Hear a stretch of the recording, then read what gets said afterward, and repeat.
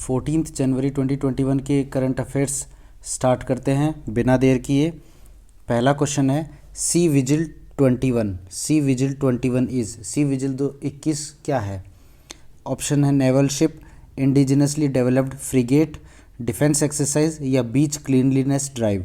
तो सही आंसर है ऑप्शन सी, डिफेंस एक्सरसाइज। ये एक लार्जेस्ट कोस्टल डिफेंस एक्सरसाइज है sea vigil 21, largest coastal defence exercise है।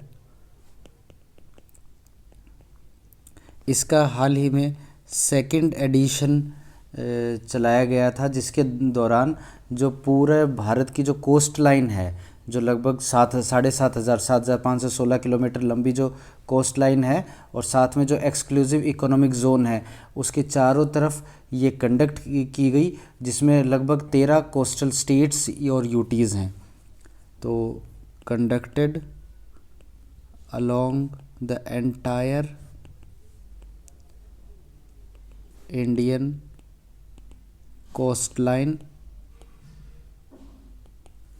Plus exclusive economic zone.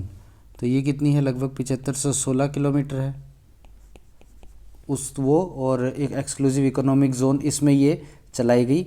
लगभग 13 स्टेट्स और यूटीज़ को इसने कवर किया था इस एक्सरसाइज ने। सी विजिल 21 ये लार्जेस्ट कोस्टल डिफेंस एक्सरसाइज है, लार्जेस्ट कोस्टल डिफेंस एक्सरसाइज है। इसका सेकंड एडिशन इस बार चलाया गया था, सी विजिल 21। अगले क्वेश्चन पे बढ़ते हैं। क्वेश्चन नंबर 2 है how many Indian firms have been included in the 2020 Hurun global 500 list. Hurun global 500 list है, जिसमें विश्व की 500 मोस्ट वैल्यूएबल कंपनीज जो हैं उनकी एक लिस्ट बनाई जाती है, उसको प्रदर्शित किया जाता है। उसमें भारत की कितनी कंपनियों को शामिल किया गया है? तो सही उत्तर है भारत की टोटल 11 कंपनियों को टॉप 500 में इस लिस्ट में शामिल किया गया है, जिसमें कि 54th रैंक पर रिलायंस रही है, 73rd पे TCS रही है और 105 पे HDFC रही है। इस तरह कुल 11 जो कंपनीज़ हैं, भारत की फर्म्स हैं, उनको टॉप 500 में शामिल किया गया है। फर्स्ट पे कौन सी रही है? तो फर्स्ट पे रही है एप्पल मोस्ट वैल्यूएबल कंपनी के रूप में या फर्म के रूप में उभर कर आई है। कुल मिलाकर जो यूएसए है, यूएसए की 242 कंपनीज़ हैं या फर्म्स हैं, जिसको इन टॉप 500 में शामिल किया गया है, और भारत की 11 फर्म्स को शामिल किया गया है। इस हिसाब से जो सबसे ज़्यादा जिस कंट्री की जो कंपनीज़ हैं वो यूएस है, और इस हिसाब से भारत 10वें नंबर पे है।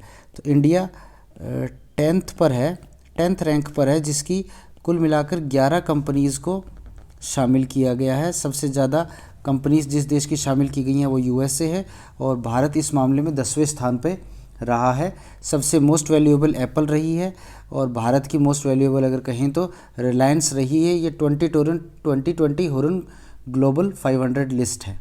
ठीक है, नेक्स्ट क्वेश्चन पे बढ़ते हैं। थर्ड क्वेश्चन है India's rank in breakout economies in the third edition of digital evolution score card is. Digital evolution score card का तीसरे संस्करण में ब्रेकआउट इकोनॉमीज़ जो कैटेगरी है, उसमें भारत का कौन सा स्थान रहा है?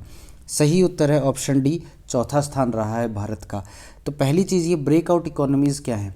ब्रेकआउट इकोनॉमीज़ वो इकोनॉमीज़ या वो कंट्रीज़ हैं जो बहुत तेज़ी से डिजिटलाइज हो रही हैं, बहुत तेज़ी से उनमें डिजिटल क्रांति आ रही है, और फिर भी उनमें अभी भी इतने अवसर हैं कि वो बहुत ज़्यादा ग्रो कर सकती हैं इस डिजिटल इकोनॉमी के फील्ड में, ताकि ये डेवलप्ड कंट्रीज़ के बराबर आ सके।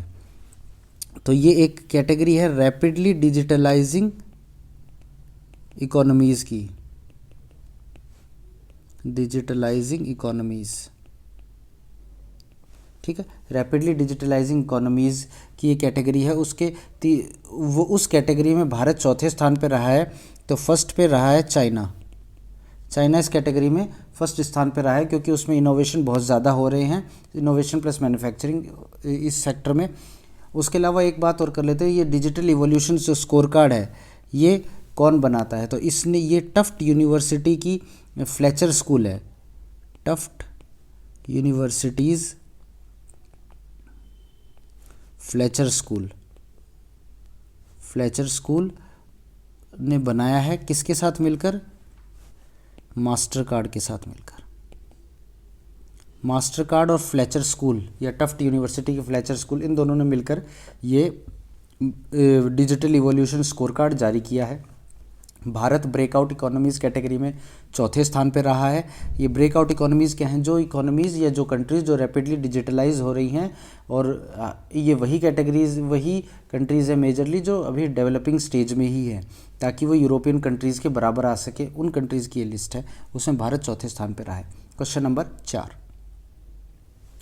विच central government hospital has won the Kayakalp award under B category for promoting cleanliness and hygiene? तो क्लीनलीनेस और हाइजीन को, यानी कि सफाई व्यवस्था को प्रमोट करने के लिए बी कैटेगरी में कायाकल्प अवार्ड कौन से सेंट्रल गवर्नमेंट हॉस्पिटल को मिला है? तो सही उत्तर है एम्स के सेंट्रल गवर्नमेंट हॉस्पिटल को ये अवार्ड मिला है। अच्छा, ये बी कैटेगरी क्या है? बी कैटेगरी है 1000 से कम बेड वाले हॉस्पिटल जो है ना, उनको बी कैटेगरी में डाला गया है। उसमें सफाई व्यवस्था में सबसे टॉप पे जो रहा है वो एम्स भुवनेश्वर रहा है, जिसने हाईएस्ट स्टैंडर्ड्स ऑफ सैनिटेशन और हाइजीन शो किए हैं। तो ठीक है, ये अवार्ड कायाकल्प अवार्ड किसके द्वारा दिया गया है? By ministry of health and family welfare, MOHFW, ministry of health and family welfare द्वारा ये अवार्ड दिया गया है एम्स भुवनेश्वर को बी कैटेगरी में। ठीक है, अगले क्वेश्चन पे बढ़ते हैं। Recently who has resigned from the post of Supreme Court Bar Association, यानी SCBA प्रेसिडेंट की पोस्ट से हाल ही में किन्होंने इस्तीफ़ा दे दिया है, रिज़ाइन कर दिया है? तो सही आंसर है ऑप्शन सी, श्री दुष्यंत दवे। दुष्यंत दवे एक सीनियर एडवोकेट हैं, उन्होंने इस पोस्ट से इस्तीफ़ा दे दिया है। और ये इंडियन बार एसोसिएशन क्या है? ये जो सुप्रीम कोर्ट के प्रैक्टिसिंग लॉयर्स है उसका एक समूह है। तो ये उनका एक समूह है, यानी कि association of practising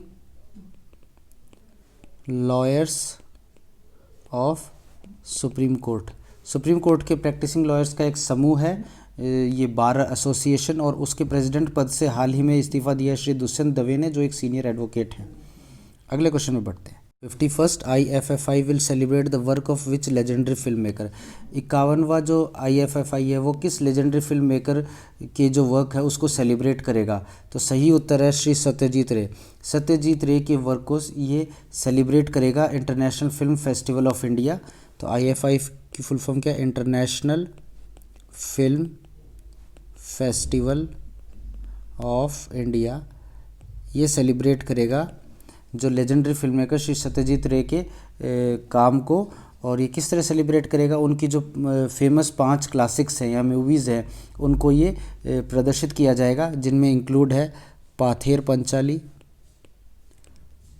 Panchali, Charulata, सोनार केला, इस तरह की कुछ ये 3 हैं। इसके अलावा 2 और हैं, उनको ये इंक्लूड करेगा और उनको प्रदर्शित किया जाएगा स्क्रीन पर। तो सत्यजीत रे को के काम की मेमोरी में ये किया जाएगा फेस्टिवल। अगला question, India's first indigenously developed 9mm machine pistol developed by DRDO has been named as. 9mm machine pistol है जो कि DRDO ने बनाई है, उसका नाम क्या रखा गया है? पहली बात तो ये DRDO के साथ इंडियन आर्मी ने मिलकर बनाई है, DRDO प्लस इंडियन आर्मी, इन्होंने मिलकर ये 9mm की मशीन पिस्टल बनाई है, जिसका नाम रखा गया है अश्मी। Option C, Ashmi. अश्मी का क्या मीनिंग होता है? अश्मी का मीनिंग होता है प्राइड या self respect and hard work.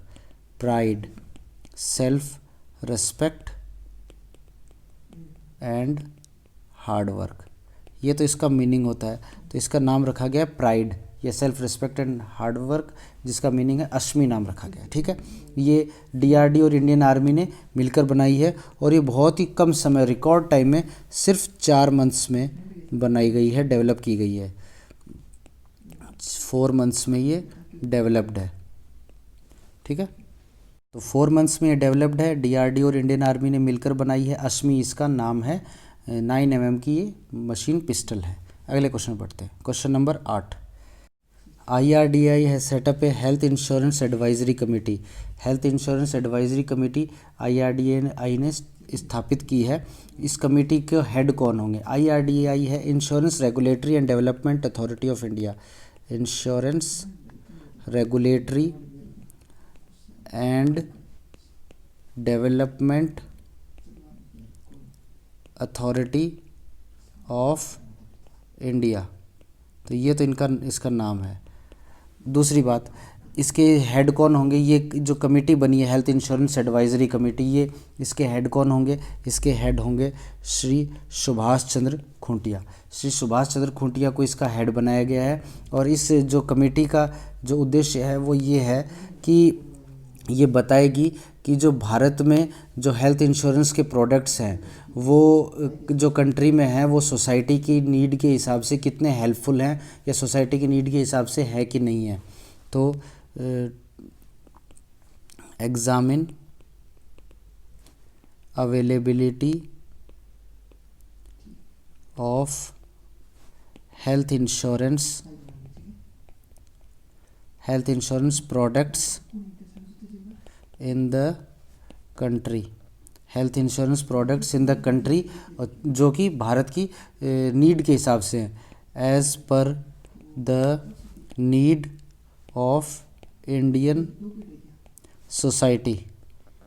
Society की नीड के हिसाब से हैं कि नहीं है जो हेल्थ इंश्योरेंस के प्रोडक्ट्स हैं वो ये कमेटी बताएगी। सुभाष चंद्र खूंटिया की अध्यक्षता में एक कमेटी बनी है। इस कमेटी का जो टर्म ऑफ कमेटी कितना है, मतलब कितने समय के लिए बनी है?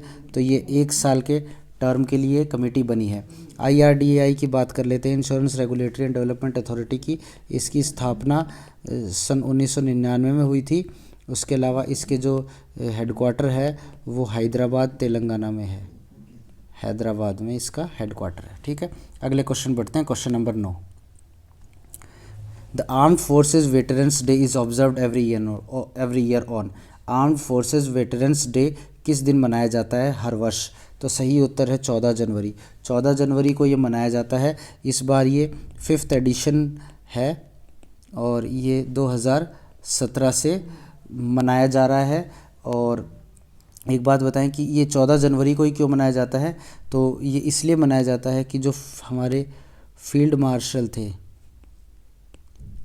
श्री KM करियप्पा, जो फील्ड मार्शल थे KM करियप्पा, उनके योगदान को देखते हुए मनाया जा रहा है। और KM करियप्पा रिटायर जो हुए थे वो 14 जनवरी 1953 को रिटायर हुए थे।